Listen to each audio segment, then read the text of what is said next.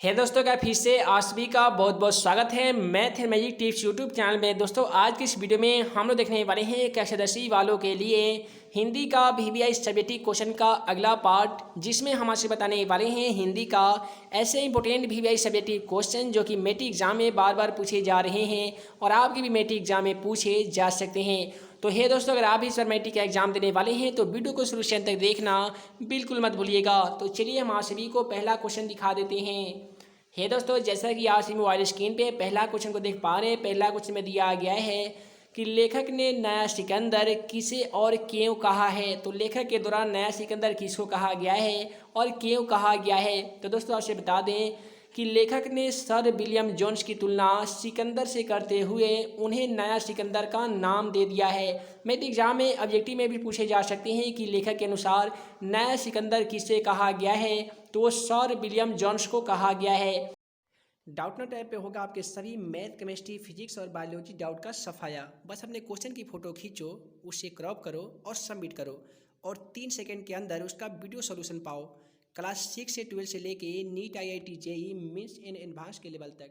तो आज ही डाउनलोड करें डाउट। क्योंकि भाव एवं काल की दृष्टि से ऐसा कहना कोई अनुचित नहीं कहा जा सकता है। आपसे बता दें क्योंकि लेखक की दृष्टि में जोन्स का जो कार्य था ना, वो काफ़ी ही साहसपूर्ण था। उन पर प्रिय जन्मभूमि और प्रियजनों से विलग होकर भी यानी अलग रहकर भी नए देश के दर्शन के लिए वे यात्रा पर निकले हुए थे। आपसे बता दें उन्होंने अनेक सागरों को पार करके वो भारत दर्शन करने के लिए यात्रा कर रहे थे। सागर की लहरें, सूर्य का सागर में डूबना इत्यादि का दृश्य उनको काफ़ी ही उत्साहित कर रही थी। आपसे बता दें वह अपने सपनों को साकार रूप से देखने के लिए काफ़ी ही ललायित थे यानी काफ़ी ही बेचैन थे। हे दोस्तों, अगला सवाल कुछ नंबर 2 में दिया गया है, नाखून बढ़ने का प्रश्न लेखक के सामने कैसे उपस्थित हुआ। काफ़ी सिंपल सवाल है, काफ़ी सिंपल तरीके से इसका जवाब भी लिखेंगे आप कि नाखून क्यों बढ़ते हैं। यह प्रश्न लेखक के आगे उसके लड़की के माध्यम से उपस्थित हुआ। ऐसा प्रश्न लेखक को सोचने पर भी मजबूर कर दिया था कि आखिर नाखून को बार बार काटने के बावजूद भी इस प्रकार क्यों बढ़ा करते हैं। तो काफ़ी सिंपल जवाब था, काफ़ी सिंपल सवाल भी है कि नाखून बढ़ने का प्रश्न लेखक के सामने कैसे उपस्थित हुआ। क्वेश्चन का बिल्कुल सही जवाब लिखेंगे आप कि नाखून क्यों बढ़ते हैं। यह प्रश्न लेखक के सामने एक लड़की के माध्यम से उपस्थित हुआ। ऐसा प्रश्न लेखक को सोचने पर भी मजबूर कर दिया था कि सचमुच नाखून को बार बार काटने के बावजूद इस प्रकार क्यों बढ़ा करते हैं। है दोस्तों, अगला जो सवाल है हमारा बहादुर पाठ से लिया गया है कि बहादुर ने लेखक का घर क्यों छोड़ दिया। आखिर बहादुर को उस लेखक के घर से क्या क्या कठिनाइयों का सामना करना पड़ रहा था जिसके कारण बहादुर को लेखक का घर छोड़ना पड़ा था। तो क्वेश्चन का बिल्कुल सही जवाब लिखेंगे आप कि दिन रात लेखक के पुत्र द्वारा पिटाई। क्या होता था कि लेखक का पुत्र बातों बातों पर दिन रात बहादुर की पिटाई करता था। मालकिन का झिड़कना, मालकिन भी उसे बहुत बार झिड़कती थी तथा थप्पड़ भी लगा देती थी। अंततः चोरी के झूठे आरोप के कारण बहादुर ने लेखक का घर एक दिन छोड़ दिया था। तो काफ़ी सिंपल सवाल है कि बहादुर ने लेखक का घर क्यों छोड़ दिया। क्वेश्चन का बिल्कुल सही जवाब लिखेंगे आप कि दिन रात लेखक के पुत्र द्वारा पिटाई, मालकिन का झिड़कना एवं थप्पड़ लगाना, अंततः चोरी के झूठे आरोप के कारण बहादुर ने लेखक का घर एक दिन छोड़ दिया। है दोस्तों, अगला सवाल है क्वेश्चन 4 में, कवि अपने आंसुओं को कहाँ पहुँचाना चाहता है। तो क्वेश्चन का बिल्कुल सही जवाब लिखेंगे आप कि कवि अपने आंसुओं को उस सज्जन के आंगन में पहुँचाना चाहता है जहाँ प्रेम की वर्षा होती होगी, और वो भी प्रेम की वर्षा अपने लिए नहीं बल्कि औरों यानी दूसरों के लिए होती होगी। तो एक बार फिर से समझ लीजिए कि कवि अपने आंसुओं को कहाँ पहुँचाना चाहता है। तो क्वेश्चन का काफ़ी सिंपल सवाल है, चूँकि ऐसे मैट्रिक एग्जाम में 2 मार्क्स में ऐसे सवाल पूछे जाते हैं, इसलिए आपको केवल 2 से 4 लाइन में ही इसका आंसर लेना होगा। तो कवि ने अपने आंसुओं को कहाँ पहुँचाना चाहता है। तो क्वेश्चन का सही जवाब होगा कि कवि अपने आंसुओं को उस सज्जन के आंगन में पहुँचाना चाहता है जहाँ प्रेम की वर्षा होती होगी। प्रेम की वर्षा अपने लिए नहीं बल्कि औरों के लिए होती होगी। उसके बाद में अगला सवाल हमारा भारत माता चैप्टर से लिया गया है। क्वेश्चन 5 में दिया गया है, निम्नलिखित पंक्तियों का भावार्थ लिखे। यहाँ पे पंक्ति 3 पंक्ति दिया गया है। भारत माता ग्रामवासिनी, खेतों में पहला है श्यामल, धूल भरा मैलासा आंचल। है दोस्तों, क्वेश्चन का बिल्कुल सही जवाब हो जाएगा प्रस्तुत पंक्ति कवि सुमित्रानंदन पंत के द्वारा रचित कविता भारत माता से उद्धृत है यानी कविता भारत माता से ली गई है। ये कविता की शुरुआती पंक्ति है। गांव में बसने वाली भारत माता आज धूल धर्षित सस्य श्यामल रहकर उदासीन बन गई है। उनका आंचल जो है वो मैला हो गया है। गंगा यमुना के निर्मल जल भी प्रदूषित हो गए हैं। इसके मिट्टी में पहले वाली प्रतिभा और यश नहीं है। वह अपने दीन दशा पर उदासीन और मलिन है। उसके बाद में अगला सवाल है हमारा कि सेन साहब कासू को विद्यालय पढ़ने के लिए क्यों नहीं भेजते हैं। क्वेश्चन का बिल्कुल सही जवाब लिखेंगे आप कि कासू सेन साहब का इकलौता बेटा है। मैट्रिक एग्जाम में ऐसे भी सवाल पूछा जा सकता है कि कासू सेन साहब का क्या है, तो क्वेश्चन का बिल्कुल सही जवाब लिखेंगे आप कि कासू जो था वो सेन साहब का इकलौता बेटा यानी इकलौता पुत्र था। वह शरारती एवं गैर जिम्मेदार था। उसकी शिक्षा दीक्षा किसी अच्छे स्कूल में ना होकर कारखाने के बढ़ई मिस्त्री के साथ लोहा पीटने ठोकने इत्यादि से संबंधित कार्य सिखाया जाता है। उसके बाद में अगला सवाल एक वृक्ष की हत्या चैप्टर से ली गई है। तो क्वेश्चन कह रहा है कि एक वृक्ष की हत्या कविता विश्व के किस समस्याओं को उजागर करती है। क्वेश्चन का बिल्कुल सही जवाब लिखेंगे आप कि प्रस्तुत कविता में बदलते हुए परिवेश में दैनिक आवश्यकताओं की पूर्ति हेतु जिस तरह प्रकृति का दोहन हो रहा है, उसे लगता है कि सारी दुनिया प्रकृति का स्वतः शिकार हो जाएगी। आपसे बता दें, वृक्षों की अनाधुन कटाई, बढ़ती हुई जनसंख्या, समुद्र के जल स्तर का उठना, ये सब विनाश का सूचक है। आपसे बता दें कि वृक्ष हमारे मित्र हैं, फिर भी हम इसे निष्ठुरतापूर्वक काटते जा रहे हैं। आज मानव के पास आँख होते हुए भी अंधा हो गया है। कभी इस समस्या से काफ़ी चिंतित है। उसे लगता है कि दुनिया जल्द ही समाप्त हो जाएगी। आपसे बता दें कि वृक्ष को काटना अपने आप को मृत्यु के मुंह में डालना है। ठंडी छांव देने वाली वृक्ष मनुष्य के निष्ठुरता के कारण काटे जा रहे हैं। अंत में कवि यह कहना चाहता है कि यदि समय रहते हुए इस समस्या से निजात पाने के लिए कोई ठोस कदम नहीं उठाया गया तो जीव जगत स्वतः समाप्त हो जाएगी। और इसके बाद में अगला सवाल है हमारा ढहते विश्वास चैप्टर से लिया गया है कि सात कोड़ी होता ने अपनी कहानी का शीर्षक ढहते विश्वास क्यों रखा। क्वेश्चन का बिल्कुल सही जवाब लिखेंगे आप कि रचना भाव का मुख्य द्वार शीर्षक होता है। शीर्षक रचना की गुरुता एवं व्यापकता को विलक्षित करती है। आपसे बता दें, शीर्षक का चयन मुख्यतः घटना, पात्र, घटना, स्थल, उद्देश्य एवं मुख्य विचार बिंदु के आधार पर करता है। विद्वानों के अनुसार शीर्षक की सबलता, औचित्य एवं मुख्य विचार सार्थकता उसकी लघुता एवं भाव व्यंजना पर निर्भर करती है। आलोच्य कहानी का शीर्षक इस कहानी के मुख्य चरित्र से जुड़ा हुआ है। पूरी कहानी पर लक्ष्मी का व्यक्तित्व और कृतित्व छाया हुआ है। आपसे बता दें, महामत करने वाली लक्ष्मी पति से दूर रहकर अपनी भरण पोषण कर लेती है। पति द्वारा भेजी गई राशि से उसका घर खर्च नहीं चलता है, अतः वह तहसीलदार साहब से घर में आकर अपने बेटे बेटी का पालन पोषण करती है। आपसे बता दें, उस गांव में बाढ़ आने के भय से लक्ष्मी एवं उसके गांव के लोगों को जैसे आत्मविश्वास खो जाता है। आपसे बता दें, शायद मन में यह बैठ गया है, या आप ऐसे भी लिख सकते हैं, शायद लेखक का मन भी बैठ गया। अतः उपयुक्त दृष्टांतों को स्पष्ट करते हुए प्रस्तुत कहानी का शीर्षक सार्थक एवं समीचीन है। दोस्तों, अगला क्वेश्चन देखने से पहले आज सभी को बता दें कि आप चाहते हैं कि हमारे द्वारा जितने भी मैट्रिक के लिए वीडियो बनाए जाते हैं उन सभी का PDF फ्री में डाउनलोड करना, तो इस वीडियो के डिस्क्रिप्शन बॉक्स में आप सभी को मैथ एंड मैजिक टिप्स का ऑफिशियल लिंक दे दिया गया है। आप चाहे तो प्ले स्टोर में भी सर्च कर सकते हैं मैथ एंड मैजिक टिप्स। जैसे ही प्ले स्टोर में आप math and magic tips search कीजिएगा तो वहाँ पर आप सभी को एक ऐप देखने को मिलेगा। उस ऐप को अगर आप डाउनलोड कर लेते हैं तो आपकी जो मैट्रिक बोर्ड एग्जाम तैयारी है वो और भी मजबूत हो जाएगी। तो जाइए, वीडियो के डिस्क्रिप्शन में दिए गए लिंक को क्लिक करके आप मेरा मोबाइल ऐप को डाउनलोड कर लीजिए, ताकि आपकी जो मैट्रिक तैयारी है और भी मजबूत हो जाए। चाहे तो आप www.questionforexam.com पर भी जाके आप ऑनलाइन तैयारी कर सकते हैं।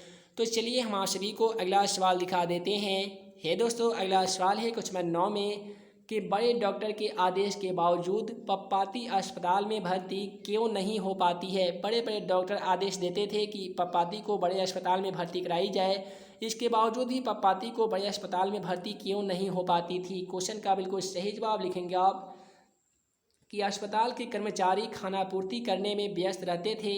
उनके हृदय में मानवता सहिष्णुता का भाव नहीं रहता था। गरीब तबके को लोगों पर उनका कोई भी ध्यान नहीं रहता था। हर कर्मचारी अपना काम दूसरे पर सौंप देते थे, यानी एक कर्मचारी दूसरे कर्मचारी को कहते थे कि आप मेरा भाई काम कर देना। बेड खाली होने का बहाना बनाकर पप्पाती को सुबह लेने के लिए ले जाता है। आपसे बता दें, अस्पताल प्रशासन के लापरवाही के कारण ही पप्पाती अस्पताल में भर्ती नहीं हो पाती है। पप्पाती जिस भी अस्पताल या जिस भी हॉस्पिटल में जाती थी, वहाँ के जो भी स्टाफ थे वो कहते थे कि भाई यहाँ पे बेड खाली नहीं है, अतः आप यहाँ पे भर्ती नहीं हो सकते थे। उसके बाद में अगला सवाल है क्वेश्चन 10 में, पंडित बिरजू महाराज अपना सबसे बड़ा जज अपनी माँ को क्यों मानते थे? पंडित बिरजू महाराज का यह मानना था कि हमारे लिए सबसे बड़ा जो जज है वो मेरी माँ है। तो आखिर क्यों है? क्वेश्चन का बिल्कुल सही जवाब लिखेंगे आप कि बिरजू महाराज अपना सबसे बड़ा जज अपनी माँ को मानते थे। जब कभी भी वो नाच देखती थी तो बिरजू महाराज पूछते थे कि गलत तो नहीं कर रहा हूँ। माँ कहती थी कि नहीं बेटा, तुम अपने पिता की तस्वीर हो। बैठने उठने बोलने नृत्य का मतलब होता है नाच करने तथा सारा कुछ पिता का ही। इस प्रकार बिरजू महाराज अपनी माँ को बराबर जज के रूप में निर्णय देकर बेटे को प्रोत्साहित करती थी। उसके बाद में अगला सवाल है मछली पाठ से लिया गया है। सवाल है हमारा कि संतू ने मछली लेकर क्यों भागा? मैट्रिक एग्जाम में ऑब्जेक्टिव क्वेश्चन में ऐसे भी सवाल पूछे जाते हैं कि मछली लेकर कौन भागा। तो क्वेश्चन का सही जवाब लिखेंगे आप संतू। तो यहाँ पे सवाल खड़ा ये हो रहा है कि संतू मछली लेकर आखिर क्यों भागा। तो क्वेश्चन का बिल्कुल सही जवाब लिखेंगे आप कि संतू मछली लेकर कुएं में डालने के लिए भागा ताकि मछली जिंदा होकर बड़ी हो जाए। काफ़ी सिंपल सवाल था कि संतू मछली लेकर क्यों भागा। तो क्वेश्चन का सही जवाब लिखेंगे आप कि संतू मछली लेकर कुएं में डालने के लिए भागा ताकि मछली जिंदा होकर बड़ी हो जाए। उसके बाद में अगला जो सवाल है क्वेश्चन 12 में कि गांधी जी के अनुसार शिक्षा का जरूरी अंग क्या होना चाहिए? महात्मा गांधी के अनुसार शिक्षा का जो सबसे जरूरी इम्पोर्टेंट अंग है वो क्या होना चाहिए? तो क्वेश्चन का बिल्कुल सही जवाब लिखेंगे आप कि बालक जीवन संग्राम में प्रेम से घृणा को जीतना सीखें, सत्य से असत्य को पराजित करने की कला से परिचित हो तथा अहिंसा से हिंसा पर विजय पाने का बल ही अपने भीतर में पैदा कर सकें। तो उसके बाद में हम लोग अगला सवाल देख लेते हैं। अगला सवाल हमारा श्रम विभाजन और जाति प्रथा चैप्टर से लिया गया है और सवाल में दिया गया है कि जातिवाद के पोषक उसके पक्ष में क्या तर्क देते हैं। क्वेश्चन का बिल्कुल सही जवाब लिखेंगे आप कि जातिवादियों का कहना है कि आधुनिक सभ्य समाज में कार्य कुशलता के लिए श्रम विभाजन का होना आवश्यक है। श्रम विभाजन जाति प्रथा का ही दूसरा रूप है। हिंदू धर्म पेशा परिवर्तन की अनुमति नहीं देता है। आपसे बता दें कि परंपरागत पेशों में व्यक्ति दक्ष हो जाता है और वह अपना कार्य सफलतापूर्वक संपन्न करता है। उसके बाद में अगला जो सवाल है विश्व के दांत चैप्टर से लिया गया है कि वाणी कब विश्व के समान हो जाती है। मैट्रिक एग्जाम में सबसे ज़्यादा बार पूछा गया ये प्रश्न है। मैट्रिक एग्जाम में ये शायद 2 नंबर में पूछे जाते हैं कि वाणी कब विश्व के समान हो जाती है।